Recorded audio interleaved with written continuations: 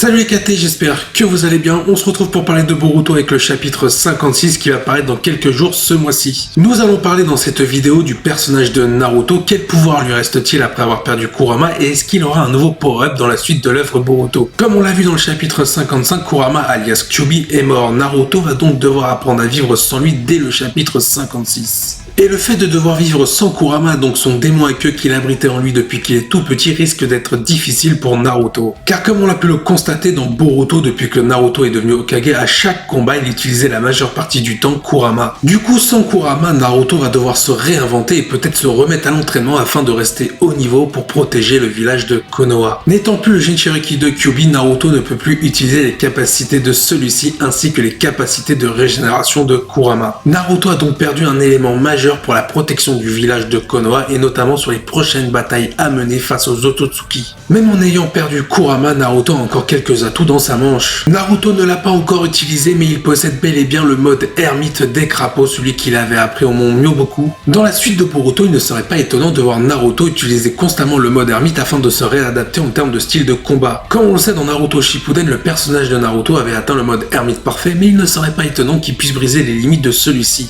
On pourrait donc bel et bien voir de nouvelles caractéristiques concernant le mode ermite des crapauds de Naruto. Mais est-ce que le mode ermite des crapauds de Naruto, même s'il a été perfectionné, pourrait tout simplement rivaliser face à un Otsutsuki ou une menace bien plus conséquente? Il y a également une question qui se pose concernant le personnage de Naruto, maîtrise-t-il toujours le mode Rikudo? Pour rappel, pour utiliser le mode Rikudo, Naruto doit posséder le chakra des 9 bijoux. On peut supposer que Naruto possédait toujours le mode Rikudo jusqu'au chapitre 55 du manga Boruto. Cependant, dans l'œuvre de Boruto, Naruto n'a jamais utilisé le mode Rikudo mais privilégier le mode Kurama comme je l'ai dit précédemment. Avec la mort de Kurama, Naruto ne peut plus utiliser le mode Rikudo car il lui faut l'ensemble des chakras des 9 bijoux alors qu'il lui en reste plus que 8. Dans le chapitre 56 de Boruto, Naruto devrait nous expliquer ce qui lui reste encore comme caractéristique, peut-être le mode ermite des crapauds que j'ai cité précédemment ou le mode Rikudo s'il peut encore l'utiliser même si cela m'étonnerait.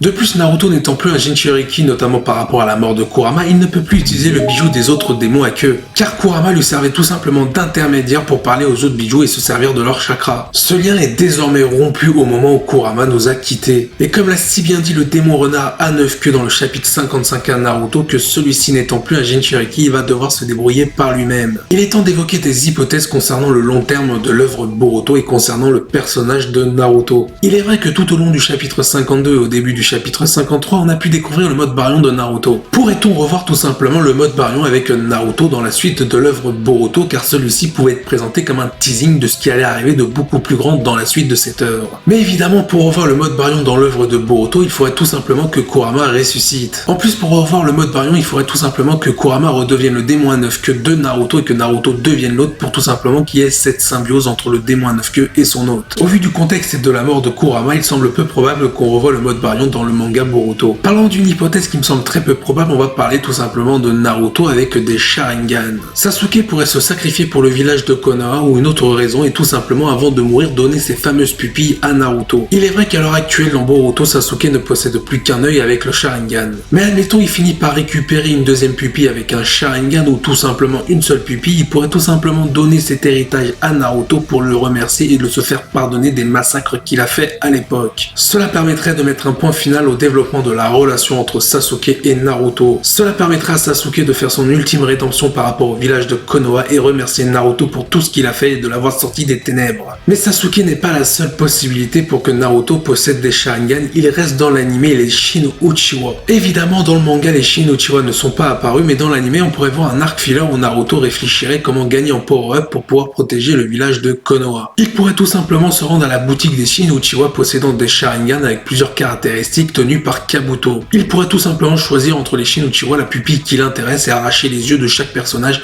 qui s'y trouve. Mais évidemment on connaît la personnalité de Naruto, cela n'arrivera jamais dans l'œuvre de Boruto à moins que Kishimoto se soit mis au joint. N'hésite pas à venir en commentaire donner ton avis, ton point de vue sur ce, je vous dis à la prochaine, portez-vous bien, salut les KT.